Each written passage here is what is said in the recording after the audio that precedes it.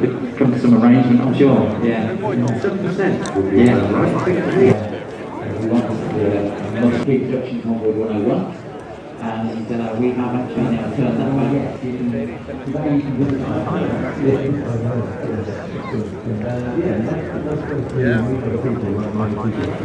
Well,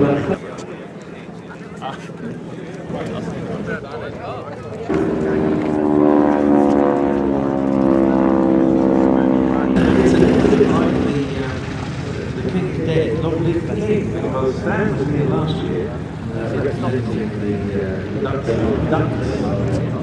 Is he the registration number or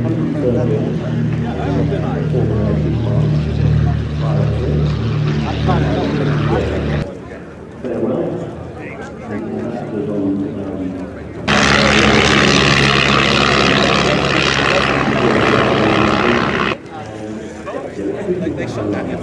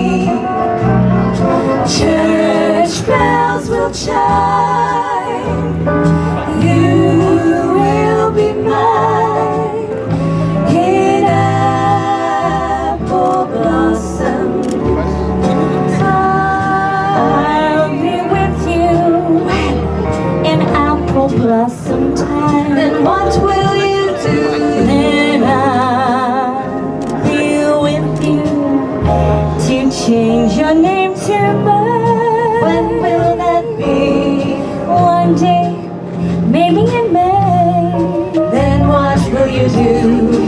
I'll come and sing to you, dear.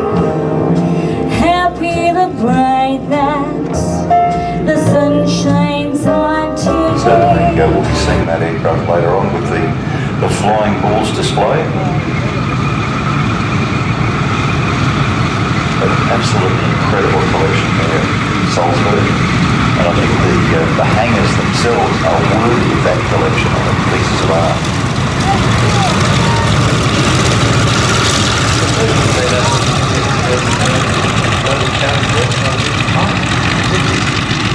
That's the Connie that it was vying with, the Super Constellation.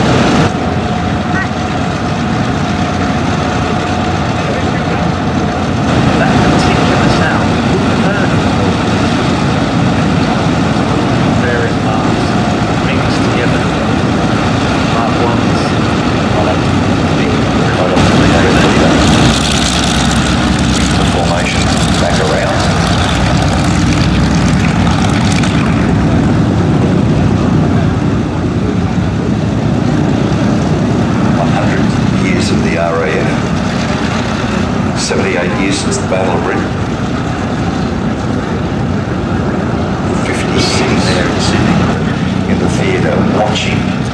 this movie and seeing bombs.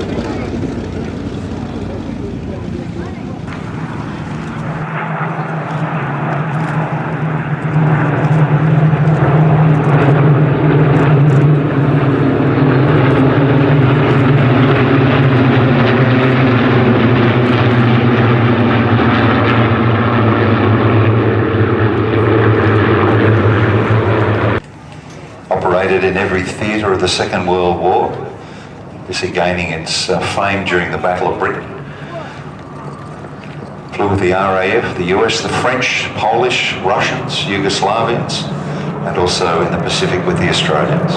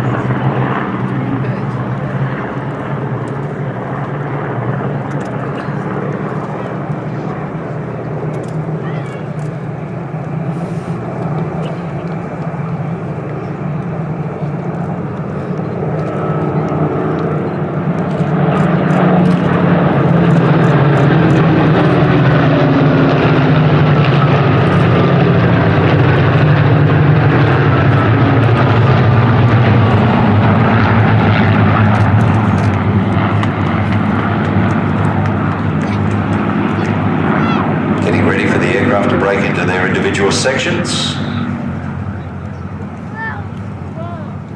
and red one go.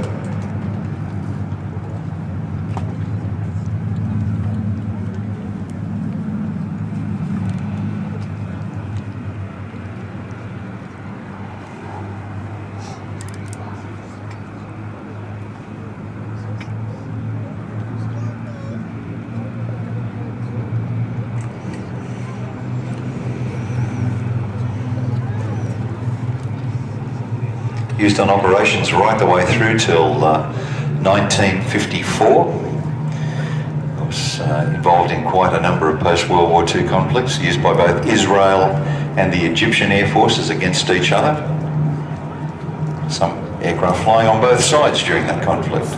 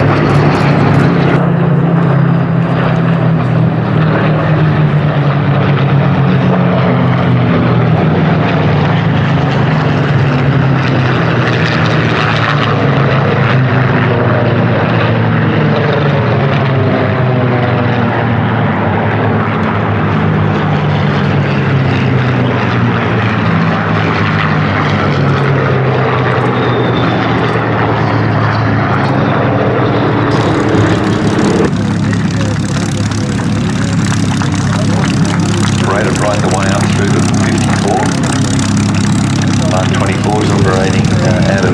Yes, Solar Skies. Called that this week, Solar Skies. Got a Mark 24 down there. And what used to be the design of Spitfire. Now it's the Navy's turn.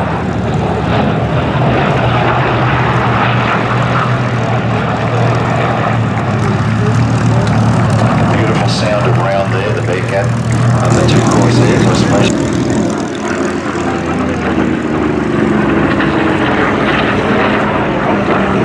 G1D painted as a aircraft of the British Pacific Fleet.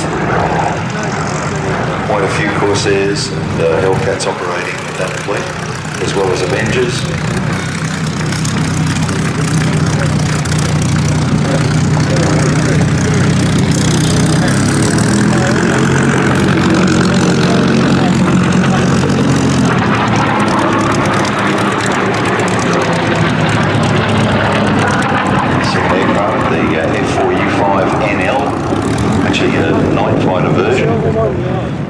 Over from France, the Sally collection. Painted in the US Navy blue at war as part of VC3 on the USS Valley Forge and the USS Boxer during its two tours of Korea in 1953. That aircraft also serving with the Honduran Air Force down in Tegucigalpa.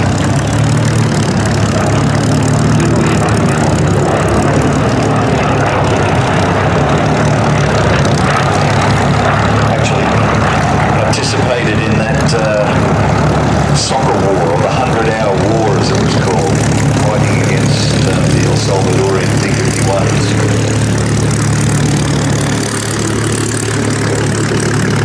What is very interesting is you have a Honduran Corsair here, you have a former Salvadorian P-51 here. Must have been like an air show with live bullets. Civilian pilots co-opted to fly in that, including an American ace in Korea, a guy called Bob Love. Corsair first flew on 29 May 1940. They built just over 12,500 of them. Longest production of any US piston-engined fighter, right the way through from June 42 to 1953. It was the first US fighter to fly at more than 400 miles an hour.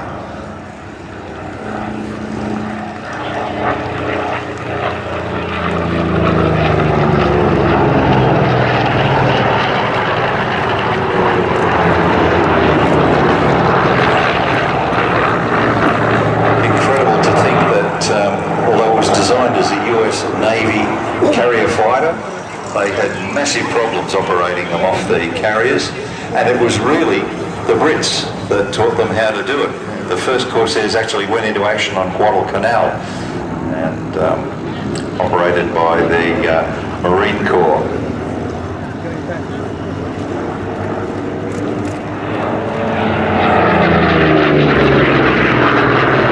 G1D, the one with the yellow nose, and the Pacific Fleet marking Canberra.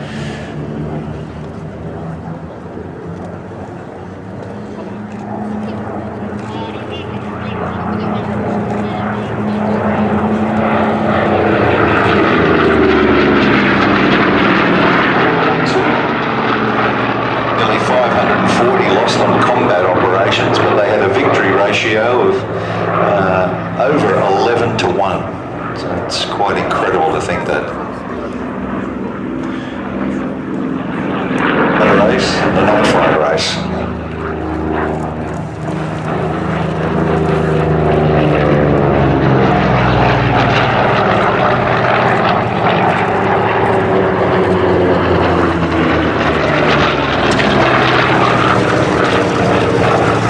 Also used by the Naval, Vietnam, the best radiologists to come out of the war.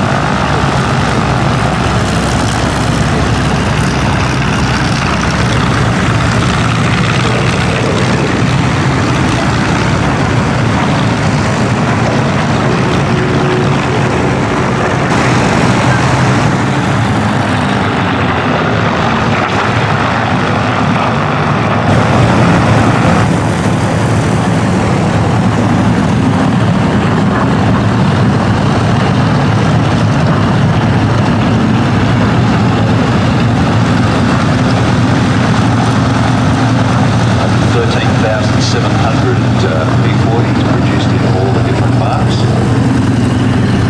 Produced right the way up till 1944. It had a service in 1958 with the Brazilian Air Force. Operated in all theatres, European, the Russians.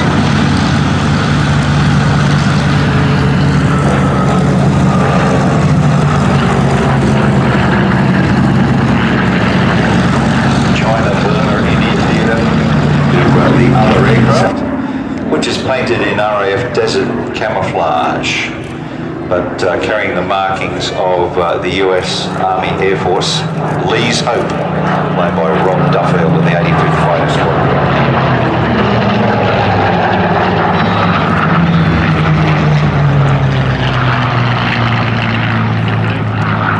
That aircraft is one of the very rare Merlin-powered versions.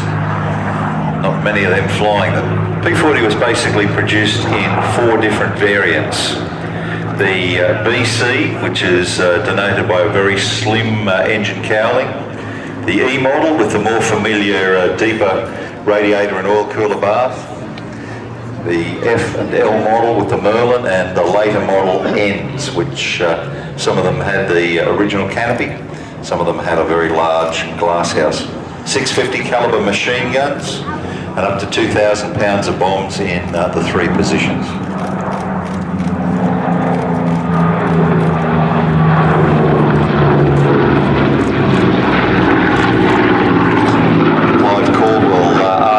Was the highest scoring P-40 ace with 20.5 victories.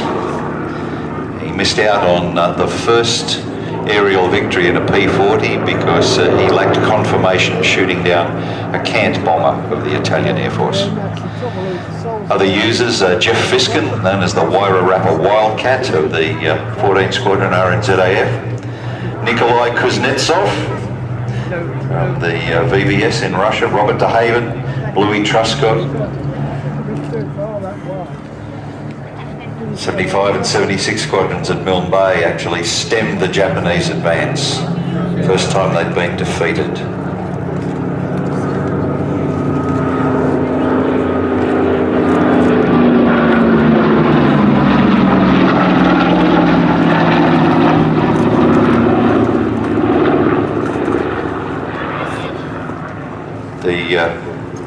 P-36 or the Hawk 75, we see here's a retractable mission here, carrying history of the development of the type through the P-36.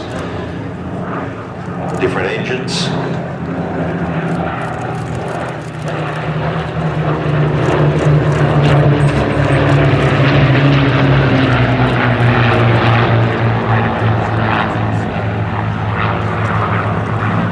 Please check that you're not transmitting.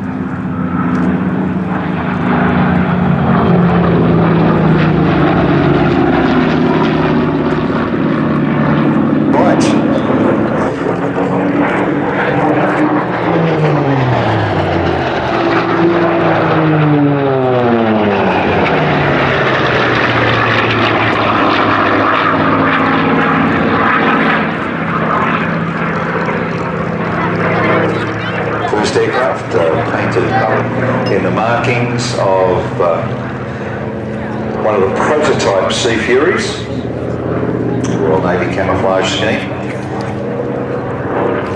is actually a Baghdad Fury built for the Iraqis. Silver aircraft painted as a Royal Navy Fleet Air Arm machine.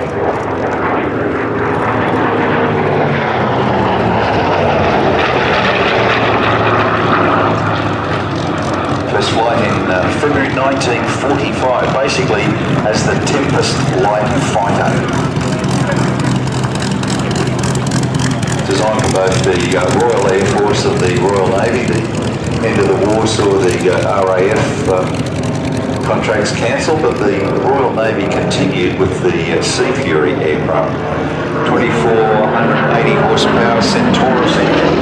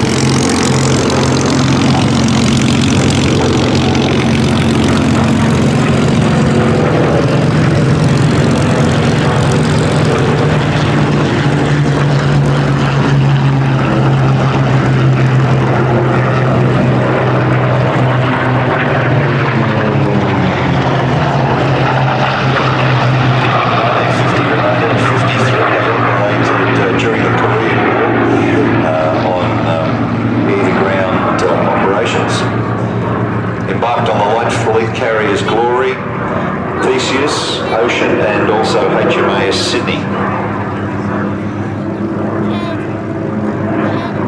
August 52, Peter Hoagie Carmichael of 802 Squadron was credited with the downing on the MiG-15.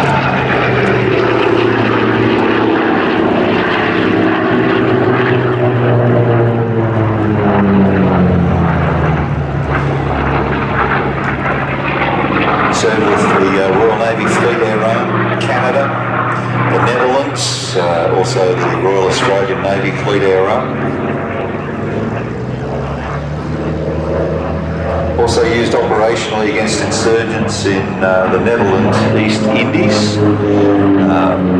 Fokker built examples, operated there. Flown by the Pakistanis.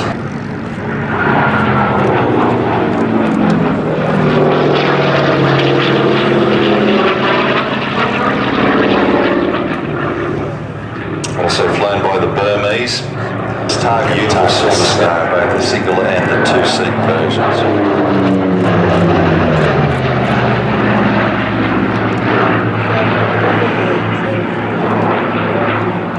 A lot of these aircraft now being re-engined with R3350s or the Pratt & Whitney R2800 as the example here. Silver two-seat machine, the T-20.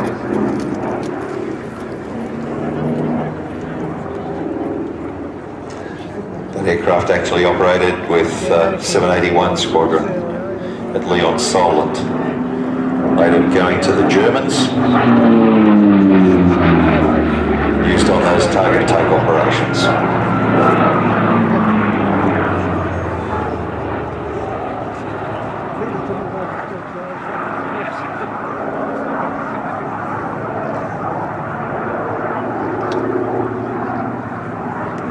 Of course, to the strict purists, re-engineing with anything but a Centaurus is absolute heresy, but we wouldn't be seeing this beautiful aircraft so well flown here today unless we had that R2800.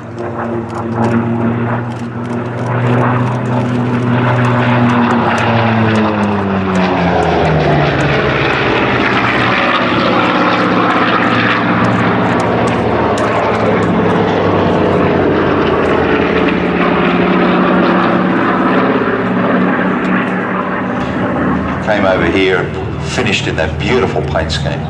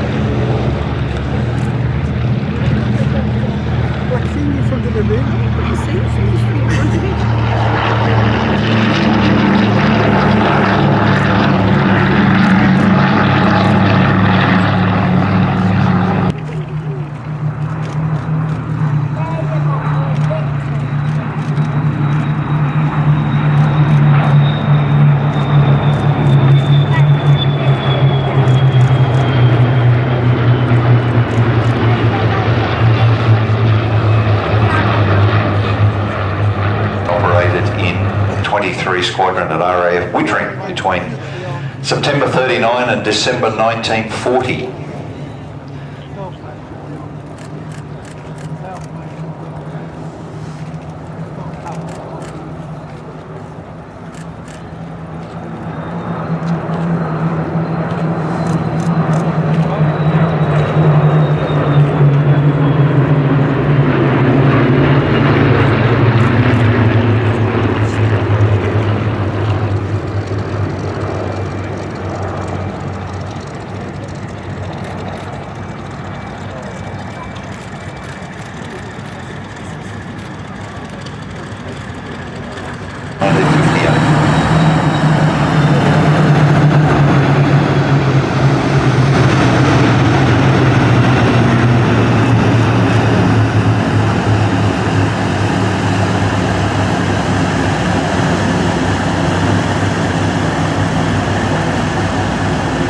Huey Edsfords for his attack on Fort Bremen, one of the most heavily defended towns in Germany.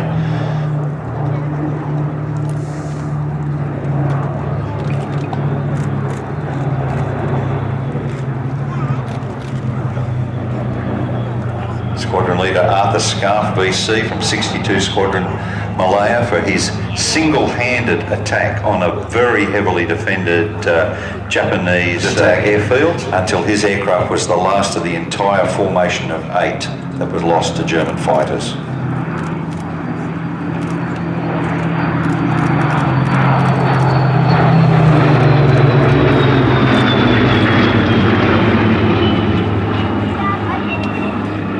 Flanked by 2 of the baby Spitfires, as Trevor is wont to call them, the Mark 1s.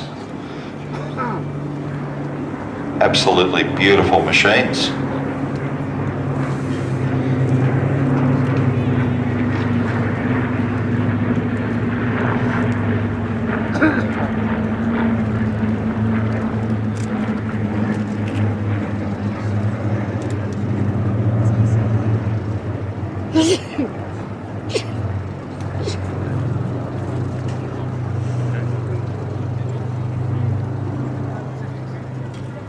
One of these machines is the aircraft that was rebuilt, flown in 1940 by Howard Squire, who actually collided with Flight Lieutenant Al Deere during airfighting practice.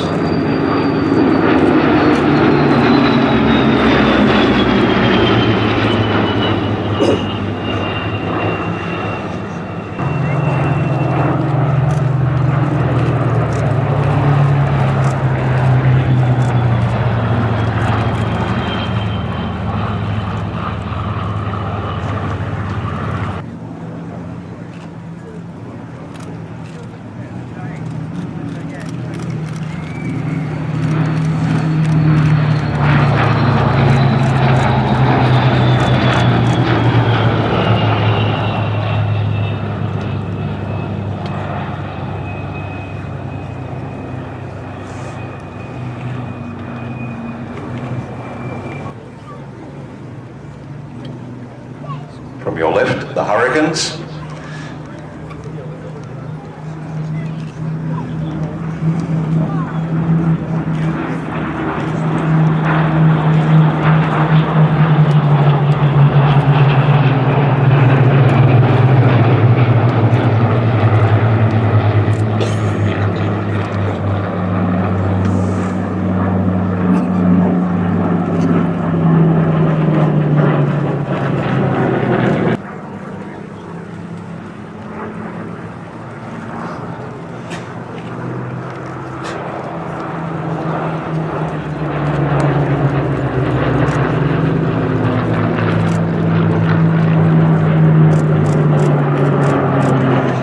Over 14,500 Hurricanes produced by Hawkers between 1937 and 44, and another 1,400 built by the Canadian Car and Foundry in Canada.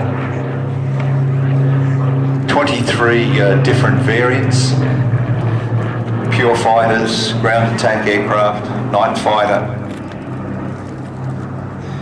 manufactured not only by Hawkers but also by the Canadian Car and Foundry, as I said, and also in Belgium and in Yugoslavia.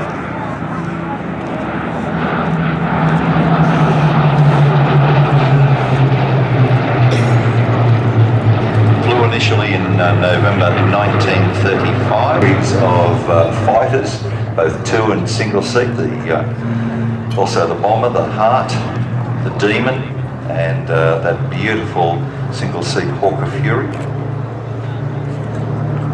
Ended service with number 111 Squadron at Northolt and equipped over 18 squadrons before the German invasion of Poland.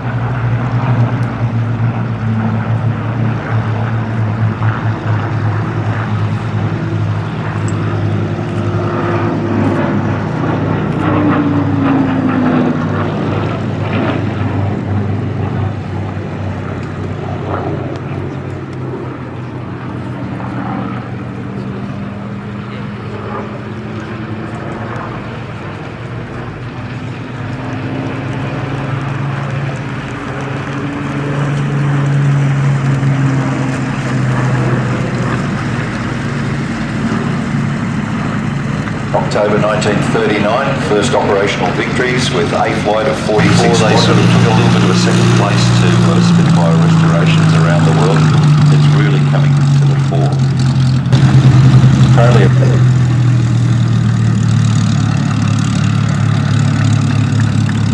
flight. All down to Hugo Mathis. He's the owner of these aircraft, and it was his idea to put together a vintage aircraft formation.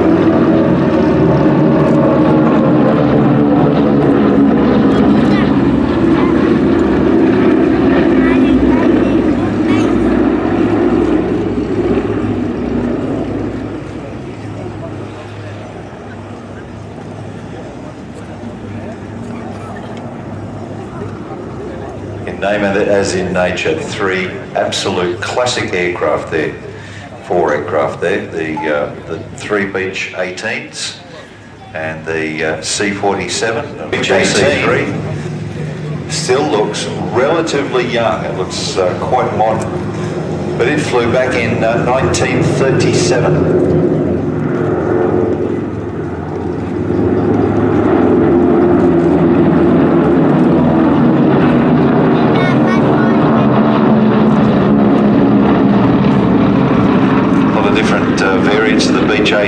Between 5 and 17 seat military and civilian transport versions. And it was actually designed to meet an anticipated need for a conventional military transport. Later went into production and was designated the C-45 by the US Army Air Corps and the US Army Air Force. Over 9,000 of these aircraft produced, used by 41 different military air arms. A lot smaller than its contemporaries, the Lockheed 10 and 12. They'd only produced about 30 of them before the US entry into World War II, but then Lockheed took over production of P-38s and Hudsons, and Beech was left to the contracts for this beautiful machine.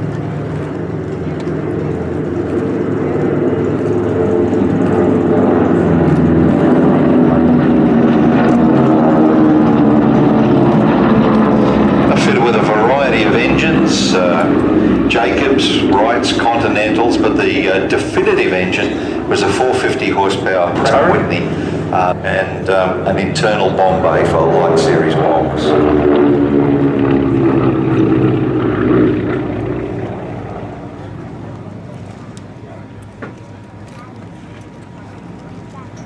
Looks so modern even today. The three Beech 18s in this formation are all former Royal Canadian Air Force aircraft. Canadians operated many of these. And as you can see, it is no slouch.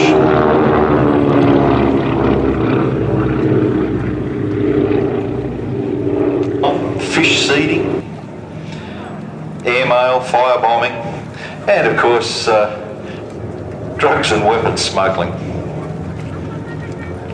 Good friend down in Australia, Chris Tibbetts.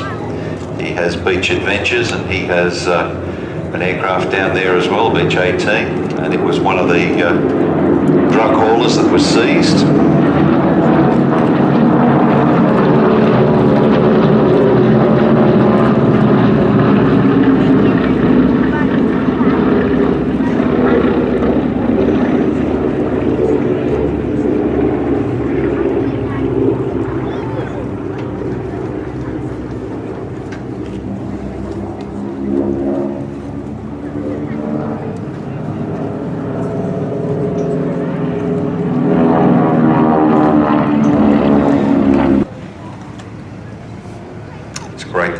Hugo has brought these aircraft over from Switzerland.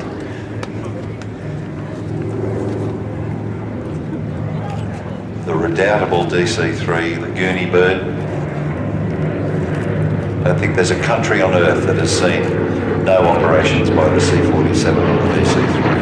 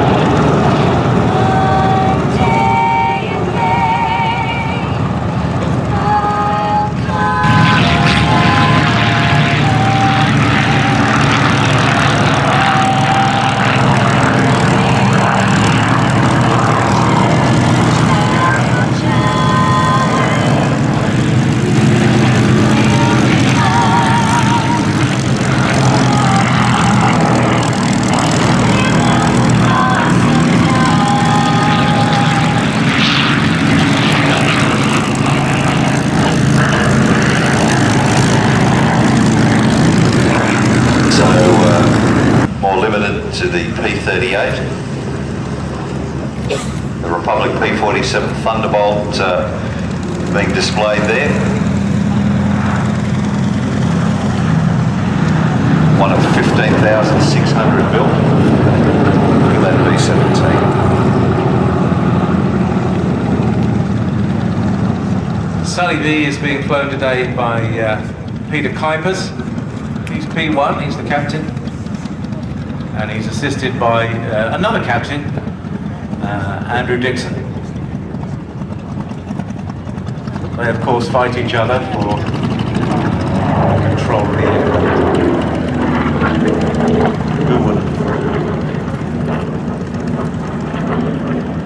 This P-47 is painted up as Nellie, an aircraft of the 492nd Fighter Squadron of the 48th Fighter Group.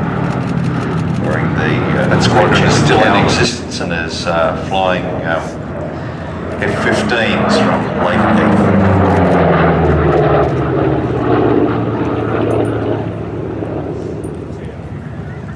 It's incredible to think that the P-47 actually started out as an aircraft design that was powered by an Allison engine. It was much smaller. And they did some studies of Luftwaffe aircraft and realised that this aeroplane was too small. Redesigned and fitted with the R2800 engine. Very similar in design to another Republic aircraft, the P-43 Lancer. Eventually served with over 24 military air arms and went out of service in 1967 with the Peruvian Air Force. They had initial teething problems before they worked them all out with the P-47C, the Razorback as it was then. Look now to the B-17, smoke on from trailing from both engines as a tribute to all of the Sally B Supporters Club. What a fantastic sight. 500 pounds of bombs, 10 5-inch unguided rockets as well.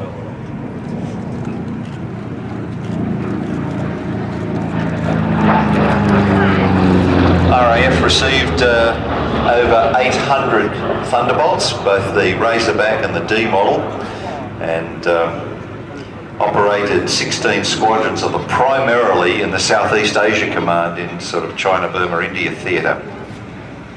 Brazil, Mexico and the Free French Air Forces also operated Thunderbolts in support of the Allies. The Brazilian, and from the right, ladies and gentlemen, a trio P-51s.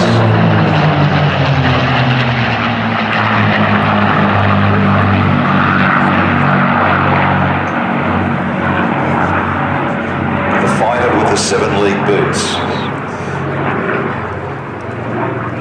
Actually, the result of the British Purchasing Commission going to the United States and requesting that North American Aviation build the P-40. Fortunately, Dutch Kindleberger said, we can build you a better aircraft with the same engine in the same time that it would take to tool up for the P-40. 16,766 Mustangs produced, and considered by many to be the ultimate Allied fighter to emerge from the Second World War.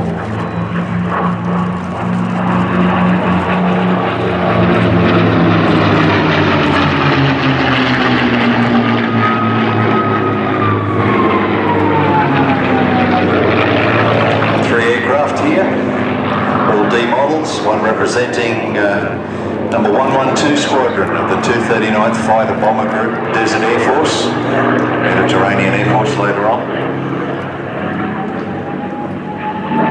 Trusty Rusty, March 1940, the RAF ordered 320 Mustang 1s, powered by the Allison B-1710 engine. Went into service in January 42 and in April of 42.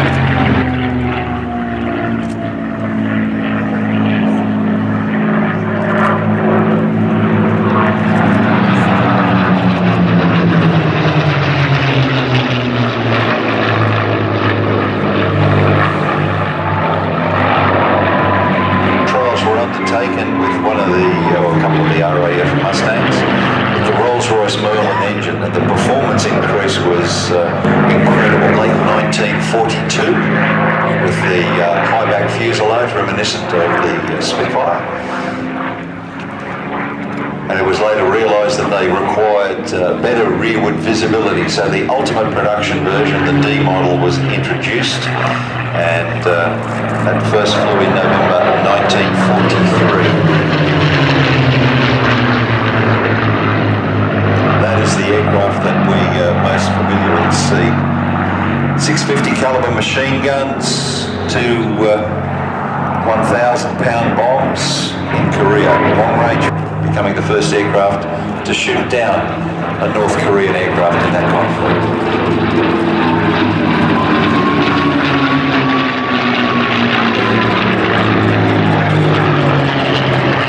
Not only used by the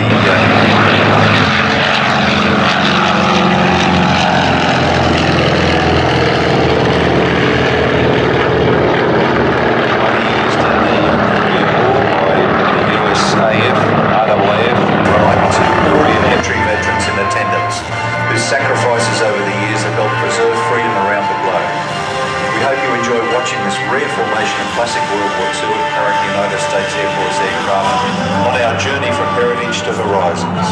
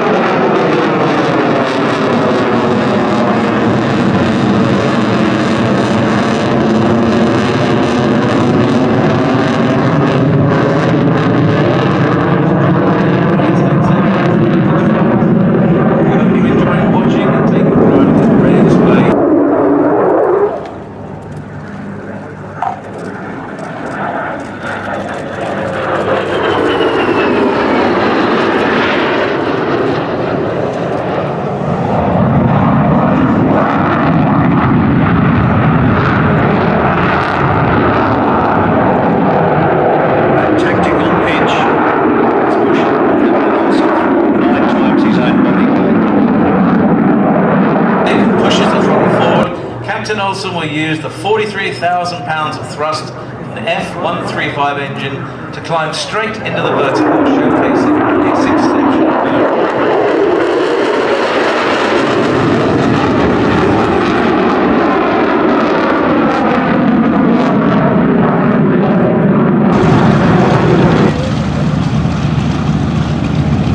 The Grumman Wildcat with a martlet in those particular colours.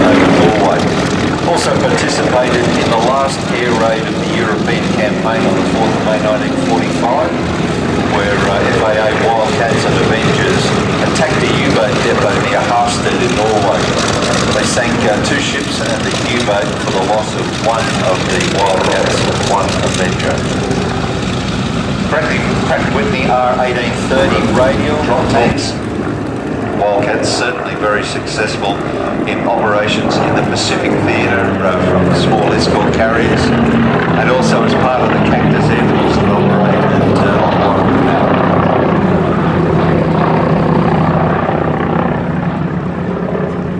Many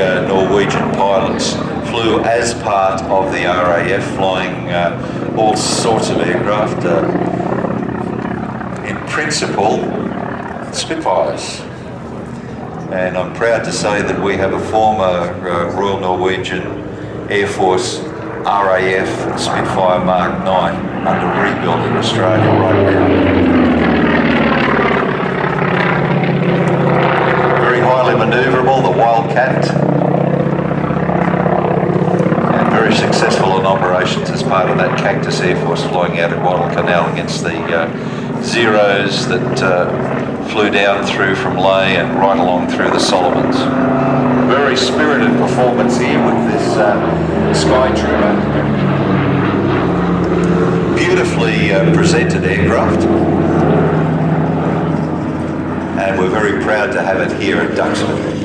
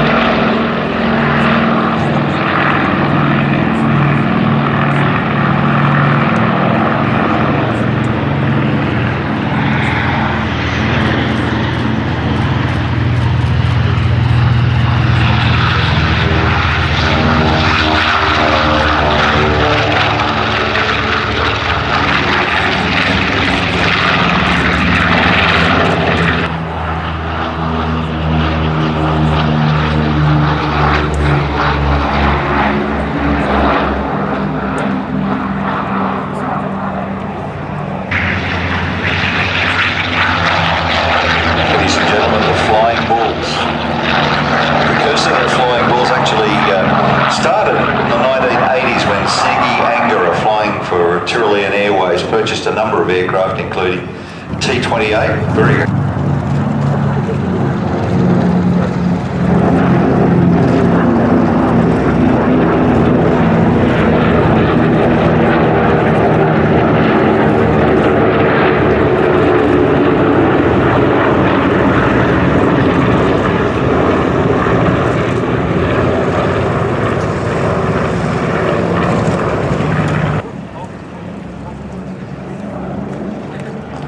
DC-6 will be splitting away for its solo performance.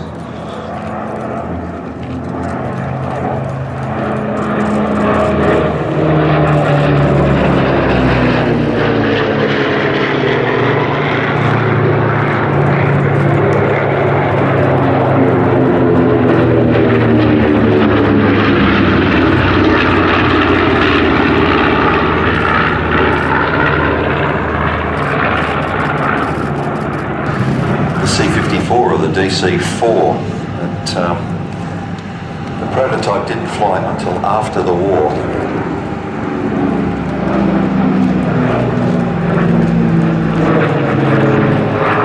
Now that is very speculative.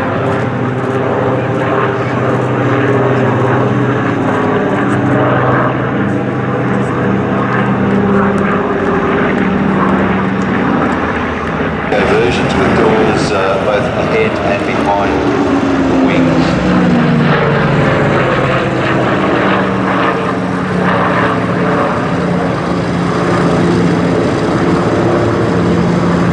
Almost expecting a knife edge pass here.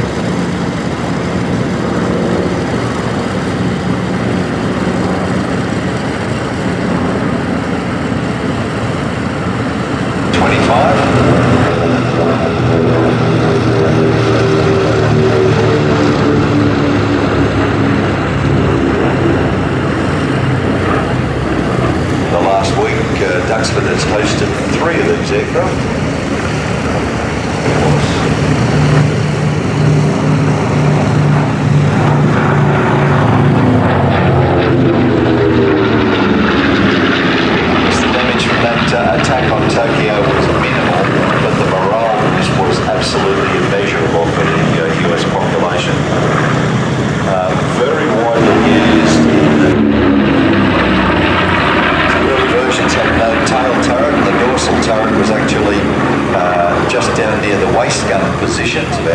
Midway between the rear of the wing and the tail. They also produced two specific versions, the G and the H model, and they were fitted with a short nose and a 75mm M4 cannon. Now that was actually an army cannon that was modified and had to be hand-loaded to be fired. And I've heard it said that when they fired that cannon, they actually slowed the aircraft down instantly by about 15 miles an hour. But they were devastating firepower. A little bit like the Tetsi gun that was used in the Mosquitoes against the U-boats. They also had four forward-firing 50 calibers in the nose and four on the side.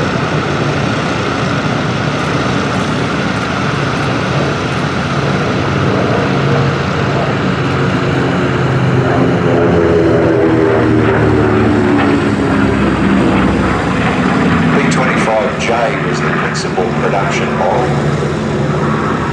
Used all O'Reilly. The Corsair and the P-38 Lightning, the fork-tailed devil.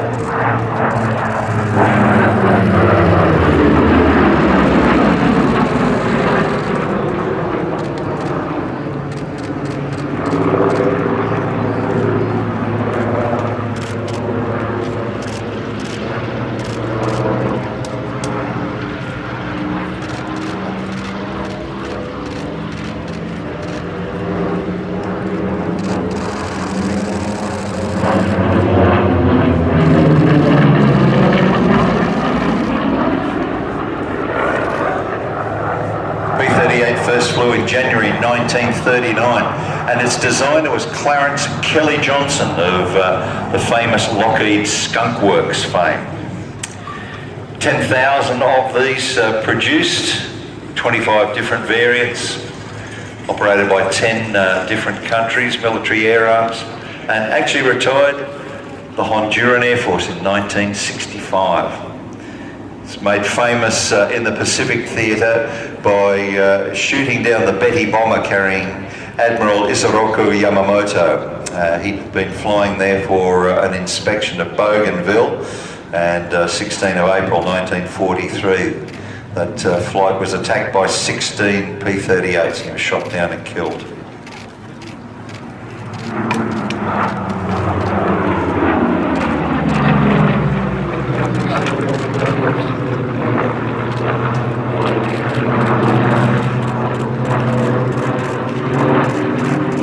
Might seem odd, but the first P-38 victory actually occurred in the Aleutian campaign, where the 343 fighter group destroyed two Mavis flying boats. Dominica. They also produced a two-seat version, the P-38M, for night fighting, known as the Night Lightning. Two 1,600 horsepower Allison B-1710s. Same sort of engine in the P-40, a little bit higher horsepower. 20mm cannon, 450 caliber Brownings, up to 2,000 pounds of bombs, and 10 rockets. Corsair again, first flew 1940, as we mentioned earlier, designed for the US Navy, but did not go into service on their carriers until much later, initially operated by the US Marine Corps from land bases on Guadalcanal. This aircraft is an F4U4, I beg your pardon, and it's painted in the markings that it carried as RB.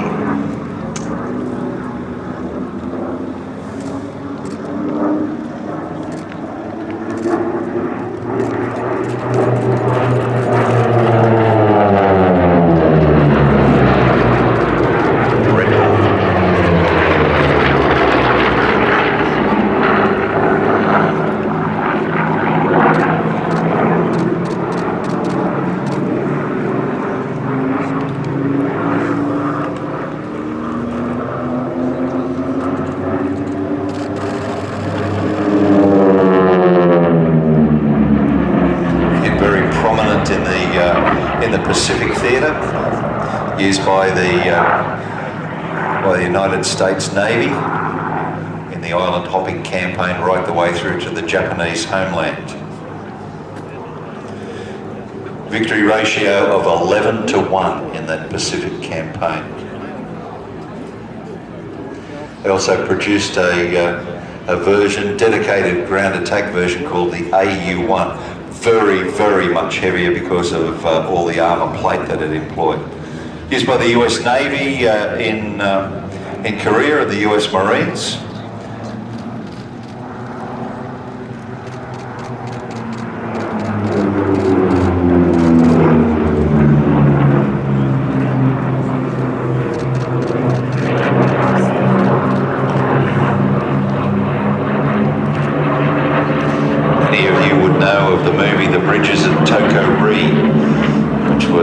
Shown in the movies as being attacked by jet aircraft, where that attack was actually carried out by Corsairs and Sky Raiders. Again, the triple treat ace, as he was known, Lucky Pierre Bordelin. He was the only US Navy ace, night fighter ace and piston engine aircraft ace of the Korean campaign. Used by the Naval in Vietnam and Algeria, Tunisia, and also as part of the Suez Crisis.